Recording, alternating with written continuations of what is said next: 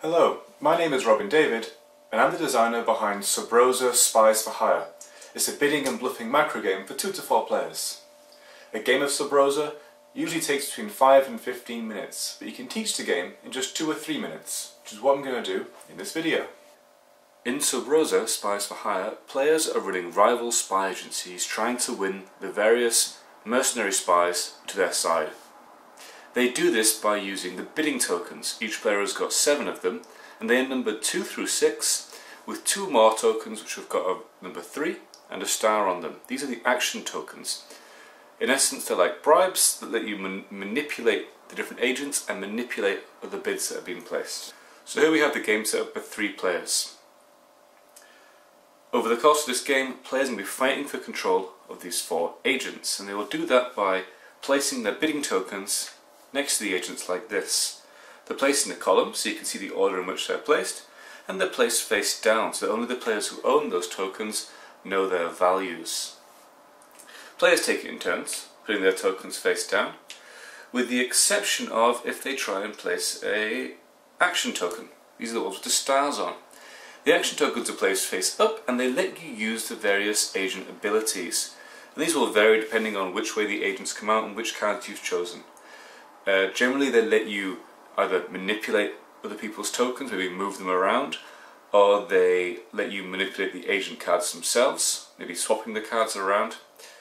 Players continue to take it in turns, placing their tokens until players have put down all but 1 token.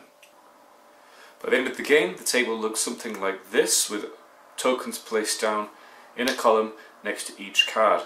The tokens at the top are the ones that have been placed earliest, and the ones at the bottom are the ones that have been placed latest. This is important because this affects tie-breaking and scoring.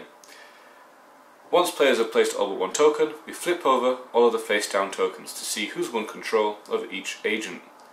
The player who wins control of each agent is the one who has a cumulative value next to the agent which is highest.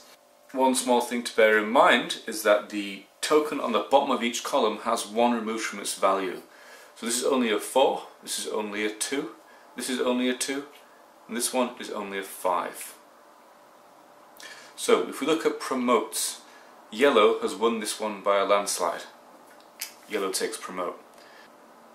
If we look at diversion, because the bottom token has 1 removed from its value, yellow has also won diversion with a value of 9. In false intelligence, red has got 7 points and wins that. And in changed mission we have an interesting situation. Red and blue are both tied at 10 points. In the case of a tie for a single card, the player who placed the token earliest on that card wins. So in this case, blue would win control of changed mission. The player who has the most cards won wins the game. So in this case, yellow wins the game. But if the situation arose where